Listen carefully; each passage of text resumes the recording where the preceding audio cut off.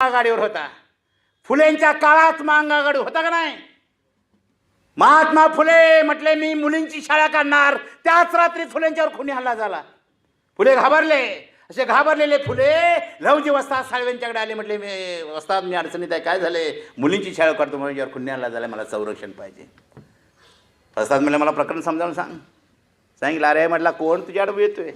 चल शाळेच्या ठिकाणी कार घोषणा, मी तिथं काय बोलायचं ते बोलतो. दुसऱ्या दिवशी लावा जा माझ्या शाळेच्या ठिकाणी. फुले म्हटले उद्यापासून मी मुलींची शाळा करणार आणि शिक्षिका सावित्रीबाई फुले मुली शाळेत घाला. फुले खाली बसले आणि लवजी वस्ताद साळवे नावाचा मांग उठला. म्हटला ए पुणेकरांनो, शेंडीवाल्यानो, जानवावाल्यानो, हे नवरा बायको जे काम करते माणसाचं काम आहे. ह्या दोघांच्या केसाला धक्का लागला तर या मांगाशी गाठ आहे. अशा पद्धतीची धमकी दिल्यानंतर पुण्यातला बाबन गार झाला. पुन्हा फुलेचा नाद केला नाही. ही मांगाची ताकद आहे. पुन्हा